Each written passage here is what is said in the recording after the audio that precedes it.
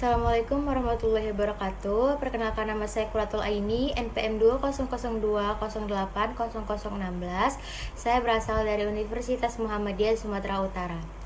Di sini saya akan sedikit menjelaskan tentang 10 jenis layanan BK dan 6 kegiatan pendukung. Di antaranya yaitu yang pertama ialah layanan orientasi. Fungsi layanan orientasi memberikan pemahaman bagi siswa supaya bisa mengenal lingkungan baru, termasuk lingkungan sekolah dan semua objek yang dipelajarinya, sekaligus mempermudah maupun memperlancar siswa dalam mengenal lingkungan baru.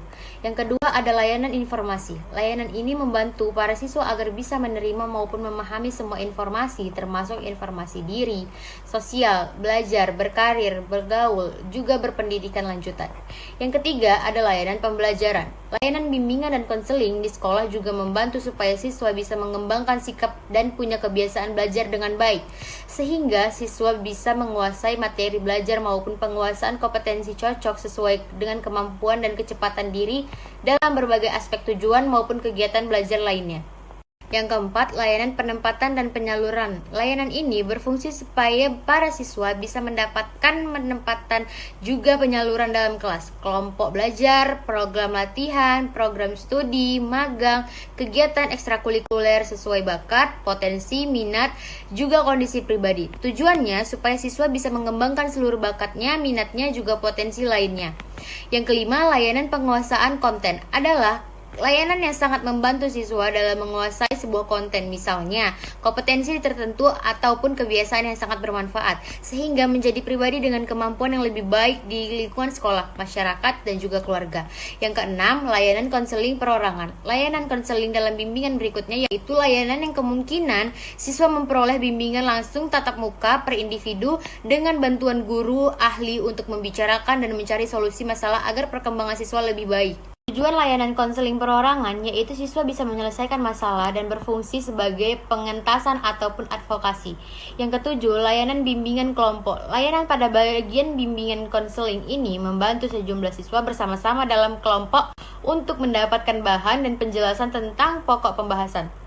Tujuannya agar siswa lebih paham dan mampu berkembang secara sosial, sehingga tidak hanya menjadi seorang siswa yang memperoleh dukungan sosial, tapi juga bisa mengembangkan kemampuan dalam kegiatan belajar karir, juga mengambil keputusan dalam dinamika kelompok. Yang kedelapan, ada layanan konseling kelompok. Layanan konseling ini adalah layanan yang membantu para siswa termasuk anggota kelompok supaya mendapatkan peluang pembahasan dan juga pengentasan berbagai masalah pribadi dalam dinamika kelompok. Pembahasan masalah tersebut adalah untuk masalah pribadi yang dialami masing-masing anggota. Fungsinya adalah untuk pengentasan dan juga advokasi. Yang kesembilan, layanan konsultasi. Apa itu layanan konsultasi? Yaitu layanan di mana para siswa bisa memperoleh pemahaman, pengetahuan, dan berbagai cara yang perlu dilakukan supaya bisa menangani masalah atau kondisinya. Konsultasi pada program BK yaitu proses dalam bimbingan teknis bagi konselor, orang tua, konselor, dan administrator supaya bisa melakukan identifikasi dan juga perbaikan masalah. Selain itu, tujuannya adalah sebagai konseling atau psikoterapi karena konsultasi yang berjalan bukan merupakan layanan yang langsung untuk klien, tapi secara tidak langsung bisa memberikan layanan bagi klien dengan menggunakan bantuan orang lain. Dan yang terakhir ada layanan mediasi. Bagian terakhir tentang layanan bimbingan dan konseling di sekolah yaitu berupa layanan mediasi. Tujuannya adalah supaya siswa bisa menyelesaikan masalah, perselisihan, serta perbaikan hubungan antar siswa. Mediator dalam layanan tersebut yaitu konselor. Itulah informasi lengkap tentang apa saja jenis layanan bimbingan dan konseling yang dapat dilakukan oleh guru BK atau konselor di sekolah.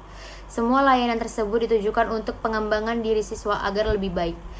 Oke, sekarang kita lanjut ke 6 jenis kegiatan pendukung.